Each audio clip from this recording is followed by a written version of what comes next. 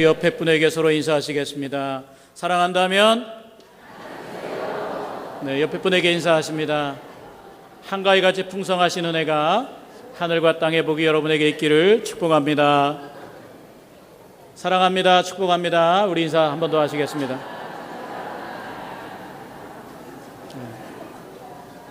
할렐루야. 네. 명절 잘 보내셨습니까? 네. 오늘 저는 전부보다 큰 한계란 제목으로 하나님 말씀 전해드리고자 합니다. 따라해 보실까요? 전부보다 큰 한계. 네, 오늘 누가복음 15장에는 세 가지 비유의 말씀이 나옵니다. 이 세 가지 비유는 뭐냐 하면 바로 잃어버린 양에 대한 비유, 잃어버린 드라크마에 대한 비유고 잃어버린 아들에 대한 비유가 나옵니다. 이 세 비유는 누가복음 15장에만 나오는 겁니다. 잃어버린 양에 대한 비유는 마태복음 18장에 있기는 하지만 거기에서 사용하는 단어가 다르다고 그럽니다. 마태복음 18장에는 잃어버린 양이 플라나오란 단어를 썼습니다. 그러니까 이 잃어버린 양이 어떻게 잃어버렸냐? 자기가 잘못해가지고 죄를 짓고 교회 밖으로 나간 거예요. 죄성이 강조되는 단어인 플라나오란 단어를 써서 잃어버렸습니다. 그런데 오늘 누가복음에는 플라나오란 단어가 아니라 바로 아폴루미라는 단어로 잃어버렸다는 단어를 썼습니다. 아폴루미란 단어는 그 죄성에 대한 강조가 좀 약합니다. 아폴루미는 죄 지어서 스스로 끊어져 나간 그런 죄된 양이 아니고 그렇게 잃어버린 게 아니고 아폴루미는 어쩌다가 그냥 평범하게 교회 안에서보다는 교회 밖에 그저 잃어버린 그런 단순하게 잃어버렸다는 의미로서 죄성이 강조되지 않는 걸 보게 됩니다.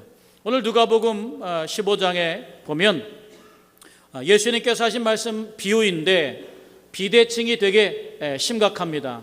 좀 아이들 말로 하면 좀 이게 부풀리기가 많이 됐어요.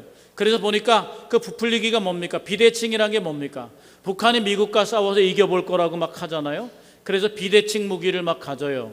그러니까 막 핵을 가지려고 그러고 상대는 안 되지만 이길 만한 무언가 크다는 걸 보여주고 싶어서 비대칭적인 무기를 갖지 않습니까? 그러니까 항공모함이나 이런 건 없으니까 이 미사일이나 이런 거 가지려고 하고 강한 폭탄을 가지려고 하고 그게 비대칭입니다. 이 예수님이 하신 말씀에도 비대칭이 심각하게 되고 있어요. 우리가 잘 아는 것처럼 뭐가 비대칭입니까? 99마리 양과 한 마리 양을 비교했는데 뭐예요? 오늘 제목이 뭡니까? 전부보다 큰 한계, 한 마리 양이 더 중요하다 이런 표현을 쓰고 있습니다. 여러분 99마리 양의 생명이나 한 마리 양의 생명이나 생명의 가치가 어떨까요? 99마리 양은 죽어도 되는 양입니까? 그렇지 않죠. 그런데도 불구하고 잃어버린 한 마리 양이 더 크다라고 말씀하고 있습니다. 이 드라크마를 잃어버린 여인은 동전을 은전인데 드라크마를 잃어버린 여인은 아마 동전이 10개였을 겁니다. 동전이 10개였는데 그 가운데 하나를 잃어버렸어요. 그런데 9개가 있는데도 불구하고 하나를 찾은 다음에 뭐가 비대칭입니까? 어쩌면 모르겠어요. 이 양을 한 마리 찾은 다음에 어깨에 기쁘게 메고 와서는 잔치를 벌였대요.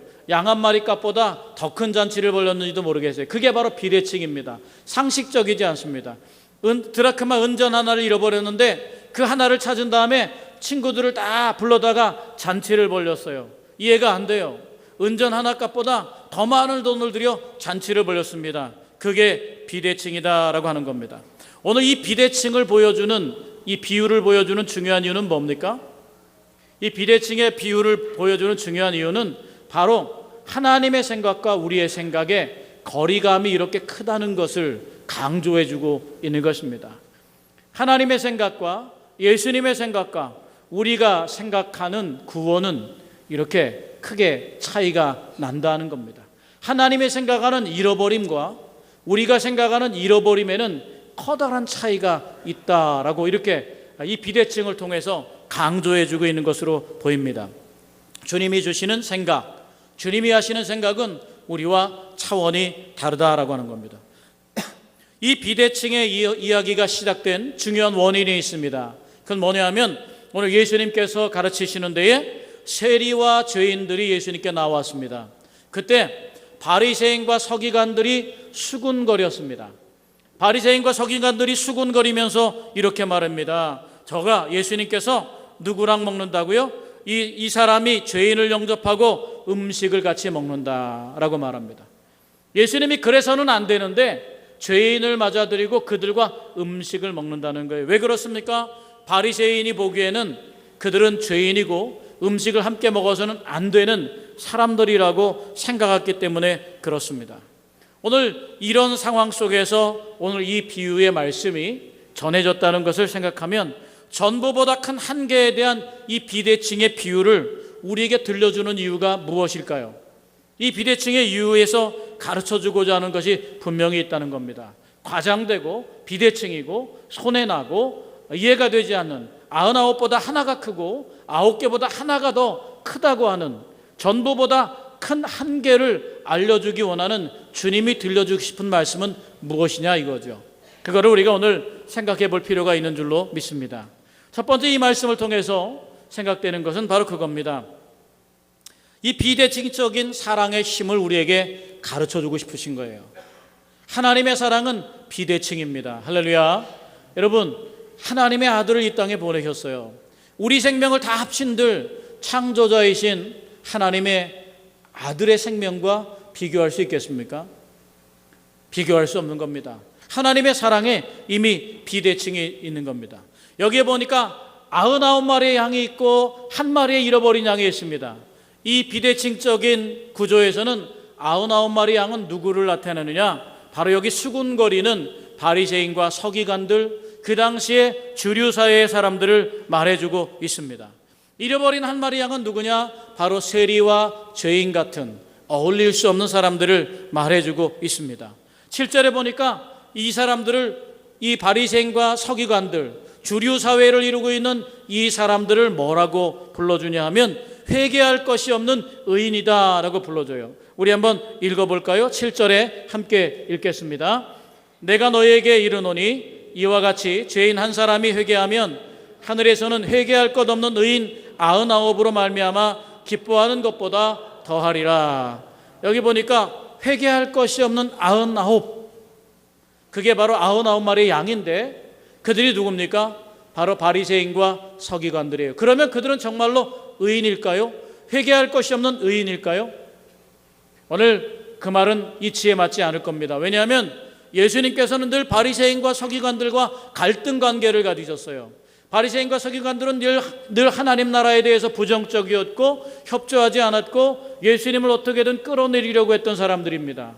그런데 그들에게 회개할 것이 없는 의인이다 라고 예수님이 말해 주실 리가 없습니다. 이걸 뭐라고 그러냐면 반어법이라고 그럽니다. 다시 말하면 회개할 것이 없는 의인이다 라고 하는 이 사람들은 실제로 어떻다는 겁니까? 거기에는 스스로 진짜 죄인임을 드러내기 위한 바로 반어법으로 이 말씀을 사용했다고 하는 겁니다. 왜 바리새인과 서기관들 양 99마리의 생명도 중요한데 그들이 왜 그럼 회개할 것이 없는 의인이라고 그들을 불러줬을까요? 회개가 필요치 않은 사람이라고 그들은 스스로 믿기 때문에 그렇다는 거죠. 여러분, 우리는 회개가 필요치 않은 사람이에요. 스스로 믿는 사람들, 그 사람들은 사실은 예수님의 입장에서 볼 때 진짜 죄인이더라라고 하는 겁니다. 누가 죄인입니까? 오늘 세리와 죄인들이 죄인이 아니라 우리는 회개할 것이 없다고 믿는 자신들을 그런 의인으로 믿는 그 사람들은 예수님의 입장에서 보면 회개가 필요치 않은 사람이라고 믿는 그들이 진짜 죄인이라는 겁니다. 이 사람들이 가진 세계관은 뭐냐 하면 세리와 죄인들을 보면서 정죄와 외면의 삶을 삽니다. 다른 사람을 대할 때 인격적으로 대하지 않습니다. 정죄와 외면으로 대해가는 당시의 주류 사회의 사람들이 바로 바리새인과 서기관들입니다. 오늘 본문의 말씀에서 보소, 우리가 이 죽은 다음에 받는 심판이 아니라 우리 현실의 삶에 있는 심판의 내용을 한번 살펴볼 필요가 있습니다. 오늘 심판은 뭡니까? 바로 이런 사람들이 심판을 받은 거예요. 우리가 볼 때 세리와 죄인들이 심판을 받은 것 같지만 예수님은 그것보다 더 주류 사회를 이루면서 사람들에게 정죄하고 외면하는 사람들, 스스로를 하나님으로부터 소외시키는 사람들이 심판받은 거예요. 오늘 바리새인과 서기관들은 자기들은 회개할 것이 없는 의인이라고 생각하면서 세리와 죄인들을 정죄합니다. 포용하지 못합니다. 그들을 외면합니다. 이런 삶은 오늘 보니까 하나님의 기쁨의 잔치에 스스로를 소외시키며 살아가는 그런 삶을 살아내는 그저 하나님의 입장에서 보면 심판받는 사람입니다. 진정한 심판은 뭡니까? 하나님으로부터 소외되는 것이에요. 하나님의 잔치에 참여하지 못하는 거예요. 그런데 바리새인과 서기관들은 남을 정죄하고 외면함으로 말미암아 하나님이 회개로 말미암아 열어두신 잔치의 자리에 스스로를 참석시키지 않을 뿐만 아니라 스스로 참석시키지 않는다는 것은 스스로 진리로부터 멀어지고 있다는 거예요. 하나님으로부터 멀어지고 있다는 거예요. 하나님에게서 소외되고 있다는 겁니다. 여러분, 우리는 하나님이 사랑하는 사람들을 사랑하지 않으려고 결정했을 때 우리는 스스로 하나님으로부터 소외되는 겁니다. 이게 바로 오늘 반어적인 표현입니다. 회개할 것이 없는 의인이란 바로 그런 사람입니다. 정죄와 외면이 자기 인생의 정체성의 핵심인 이 사람들이다라고 하는 겁니다. 오늘 바리새인과 서기관들처럼 스스로 의인이 된 사람들의 정죄와 외면으로는 어떻다고 하는 겁니까? 세리와 창기가 함께 어울려져 살아야 되는 이 사회를 진정으로 변화시킬 수 없다는 예수님이 전해주는 새로운 세계관이 오늘 이 비유에 저는 들어있다고 믿습니다. 하나님의 구원의 은혜를 맛보는 사람들은 어떤 사람들입니까? 구원의 주체가 하나님이심을 고백하는 사람들인 줄로 믿습니다. 구원의 주체가 하나님임을 고백하는 사람들은 그 은혜의 맛을 보기 위해서 어떻게 합니까? 그 삶조차 역시 그런 고백일 수밖에 없는 거예요. 그런데 이 바리새인과 서기관들은 하나님의 은혜를 고백할 수도 없고 하지도 못합니다. 왜냐하면 그들이 가진 정체성은 율법으로 말미암아 죄인과 세리를 향하여 정죄와 외면을 가지고 살아가기 때문에 그렇습니다.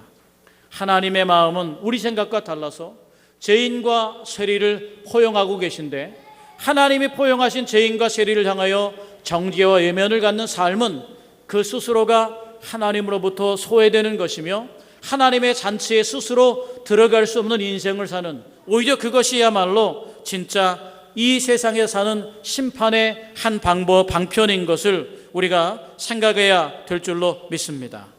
심판받은 의인이라고 볼 수 있죠. 바로 우리는 어떻습니까? 우리 또한 심판받은 의인처럼 살아가지는 않습니까? 내가 만나는 사람들을 내가 어떻게 대합니까? 세상의 죄인들을 내가 어떻게 대합니까? 우리도 바리새인과 서기관들처럼 정죄와 외면으로 그들을 대한다면 우리 마음 또한 하나님이 만들어 놓은 잔치에서 스스로를 들어가지 못하도록 하는 그런 심판받은 의인입니다. 여기에 본문에 나오는 회개할 것이 없는 의인이라고 말씀하고 있습니다.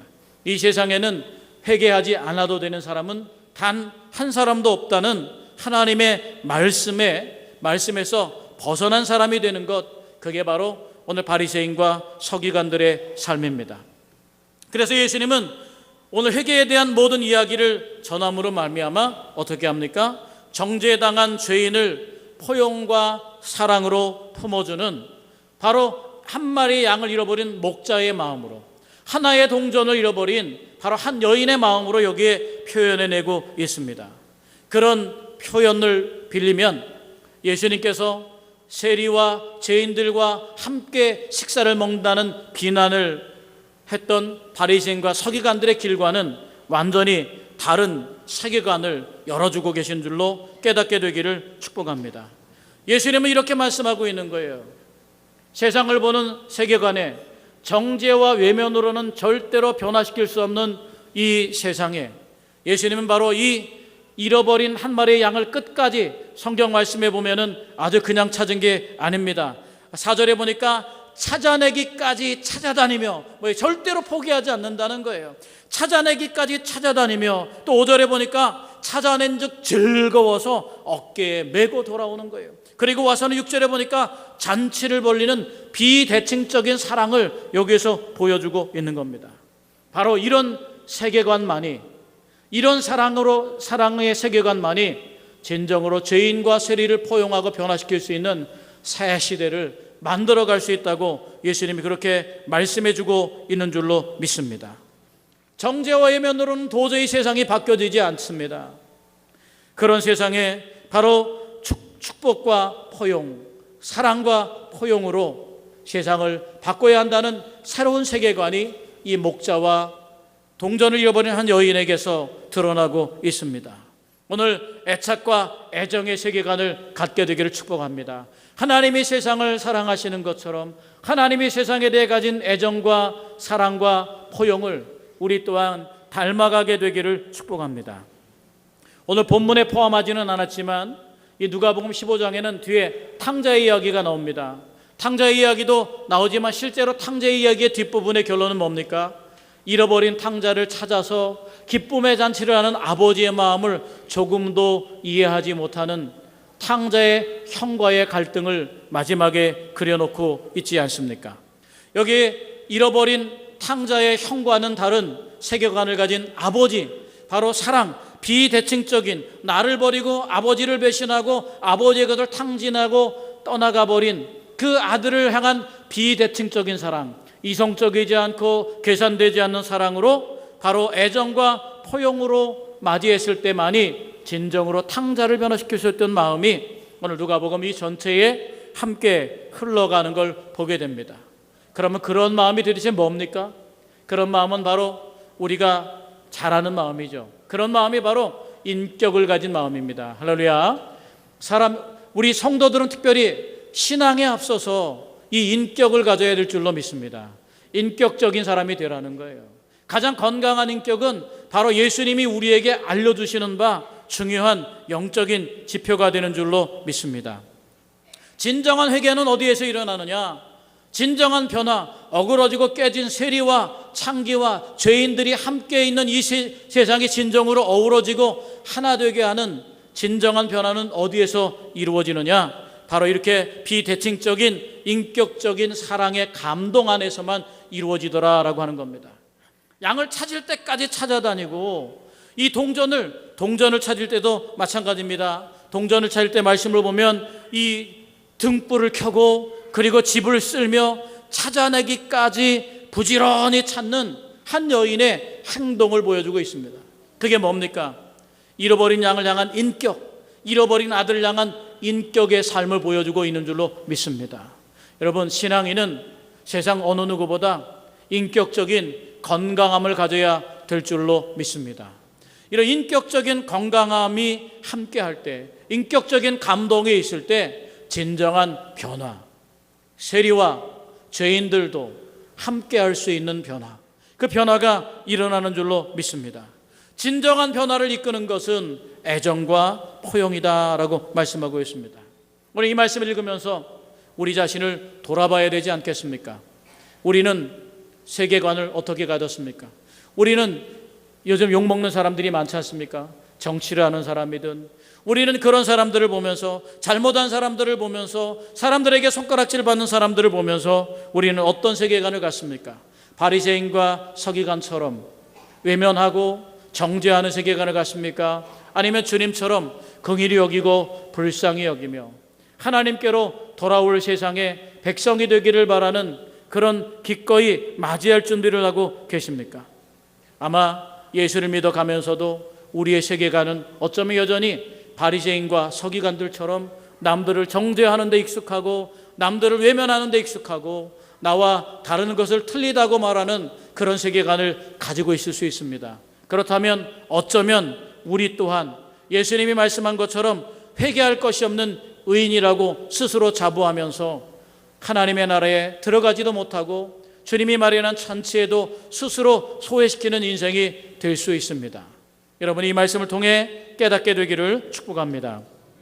두 번째, 이 비유를 통해서 우리에게 들려주는 말씀은 뭐냐? 바로 이 전체를 회복하는 하나님의 권세를 알게 하신다는 겁니다. 우리 따라해 보실까요? 전체를 회복하는 권세. 왜 이렇게 비대칭적인 사랑을 말할까요? 어떻게 전부보다 한 개의 폭발적인 기쁨을 이렇게 드러낼까요? 그 이유와 목적이 무엇이 있습니까? 그것은 하나님의 사랑의 본성에 달려 있습니다. 하나님의 사랑의 본성은 뭐냐? 전체를 추구하시는 하나님의 본성적인 사랑을 우리가 놓치면 안 되는 줄로 믿습니다. 다시 말하면 잃어버린 한 마리의 양이라도 하나님은 우리 모두가 다 구원받기를 원하는 줄로 믿으시길 축복합니다. 잃어버린 하나가 빠진 전체, 그거는 전체가 아니라는 거죠. 하나라도 잃어버리면 전체가 될 수 없는 거 아닙니까? 우리에게 정죄가 있으나 하나님께는 정죄가 없습니다. 우리 인간들은 정죄하지만 하나님은 우리 죄된 인간조차 정죄하기를 원치 않으십니다. 그래서 이 땅에 예수 그리스도를 보내신 겁니다. 우리가 잘 아는 말씀처럼 로마서 8장 1절 2절에 이렇게 말씀하고 있습니다. 예수님께서 오신 이유에 대해 이렇게 말씀하고 있습니다. 그러므로 이제 그리스도 예수 안에 있는 자에게는 결코 정죄함이 없나니 이는 그리스도 예수 안에 있는 생명의 성령의 법이 죄와 사망의 법에서 너희를 해방하였음이니라. 할렐루야. 우리는 사람을 정죄하지만 하나님의 본성은 어느 누구도 정죄에 들어가기를 원하시지 않는 거예요. 하나님은 우리를 그렇게 사랑하신 줄로 믿습니다. 그리스도 예수 안에 있는 자에게는 결코 정죄함이 없나니 죄와 사망의 법에서 우리를 해방하시기 원하시는, 바로 그 모두가 이 전체 안에 들어오길 원하시는, 바로 전체를 회복하는 권세를 우리에게 보여주기 원하시는 하나님의 마음이 여기에 있는 줄로 믿습니다. 오늘 이 말씀 누가복음 15장에는 특별히 그래서 회개와 관계가 납니다. 회개란 무엇입니까? 여러분이 생각하는 회개는 무엇입니까? 회개하십시오. 기분이 나빠요. 내가 뭘 잘못했는데 맨날 회개하라 그러나 몰라. 여러분, 회개하십시오 라고 외칠 때 어떤 반응을 보입니까? 회개하십시오 그러면 뭔가 내 저 깊은 데 끄집어 숨어있는 것까지 탈탈 털어가지고 뭔가 영적으로 믹서기에 갈고 또 뜨거운 물로 녹이고 그래가지고 그냥 하나님 앞에 나와서 그냥 어떤 고통 가운데 그냥 쓴열매를 맺어내는 것, 자기 극복을 위해 무겁고 어렵고 힘든 신앙의 여정을 갖는 것, 그게 회개라고 우리는 생각할 수 있습니다. 그런데 처음에도 말씀드렸지만 오늘 여기에 잃어버렸다는 의미를 그저 죄인이 되어서 멀리 그냥 떠났다는 그런 마태복음의 의미와 다르게 평범한 언어로 잃어버렸다는 언어로 썼다고 말씀합니다. 죄성이 약화되게 그렇게 썼습니다. 왜 그랬을까요? 바로 여기에 회개에 대한 의미를 새롭게 알라고 주신 말씀인 줄로 믿습니다. 전체를 회복하기 위하여 회개에 대한 개념을 예수님께서 조금 바꿔 주신 듯 합니다. 다시 말하면 이 세 비유의 중요한 것은 뭡니까? 이 세 비유에서 공통적인 것은 뭐냐 하면 모두가 잃어버린 양을 찾았을 때, 잃어버린 동전을 찾았을 때, 또 잃어버린 아들을 찾았을 때 모두가 잔치했다는 겁니다. 그리고 세 비유의 공통적으로 말하는 것은 회개에 대해서 말하는 겁니다. 회개하면, 잃어버린 양을 찾은 다음에 이렇게 말합니다. 죄인 한 사람이 회개하면 하늘에서는 회개할 것 없는 의인 99으로 말미암아 기뻐하는 것보다 더하리라. 또 여기에 또 10절에 보니까 또 이렇게 말합니다. 죄인 한 사람이 회개하면 하나님의 사자들 앞에서 기쁨이 되느니라. 회개는 근본적으로 뭐냐? 회개는 근본적으로 잔치를 만들어내는 일로 여기에 드러내주고 있습니다. 그래서 회개는 우리는 내가 하는 것이라고 생각하는데 여기에 예수님의 생각은 우리 생각과 좀 다릅니다. 회개는 내가 이루어내는 영적인 어떤 능력이나 레벨의 수준이 아닙니다. 회개는 내가 만들어내는 것이 아니라 회개의 주체가 내가 아닌 바로 주님이라고 말씀하고 있어요. 할렐루야. 회개는 내가 하는 게 아니더라고요. 여기 보니까 회개란 무언가 종교적으로 거룩해지고 습관을 바꾸고 죄를 떨쳐내기 위해 애쓰고 수고하여 무언가를 이루는 것이 아니라는 거예요. 그럼 회개란 뭐냐?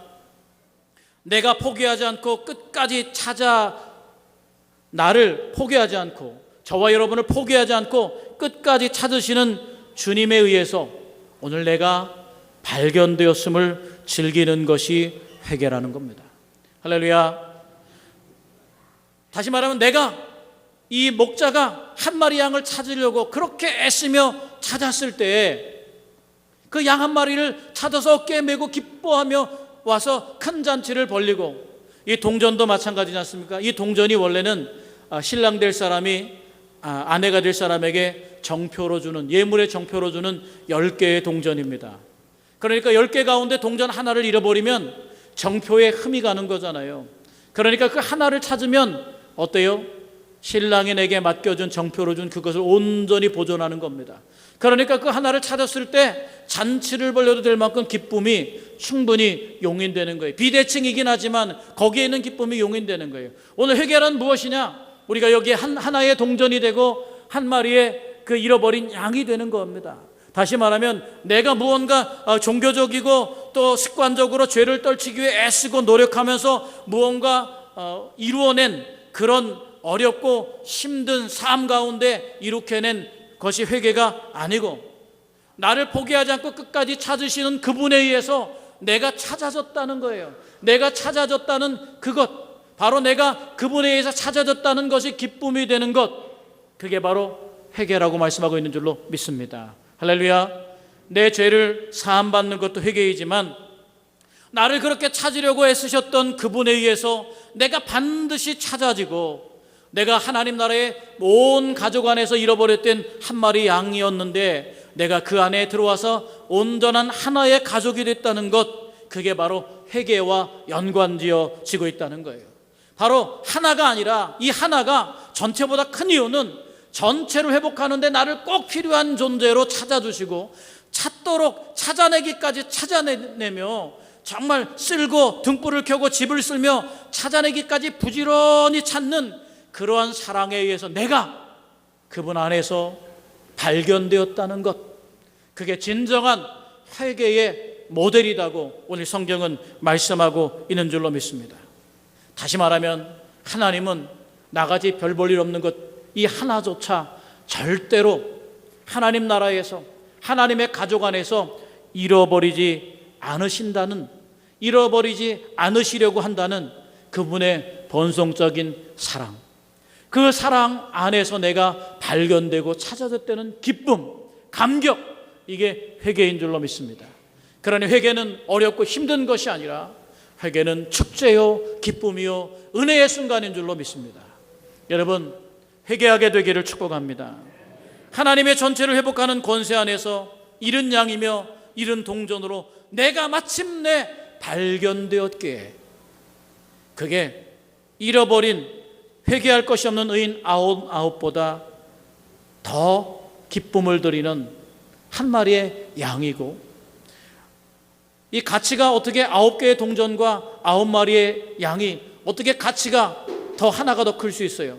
그런 기쁨이 아닌 바로 전체를 회복하는 하나님의 권세 아래서 발견된, 그게 바로 나다라고 하는 기쁨, 그 기쁨으로 내가 살아가는 것, 그게 진정한 회개인 줄로 믿습니다. 전부를 온전한 한계로 받아들이는 아버지의 마음 아래서 찾아진 여러분은 어떻게 살아가야 되겠습니까? 여러분은 이 회개를 기뻐하고 즐거워하면서 회개의 감격 아래서 날마다 하나님 앞에 나오게 되기를 축복합니다. 전부보다 큰 한계로 찾아진 기쁨을 다시 회복하게 되기를 원합니다.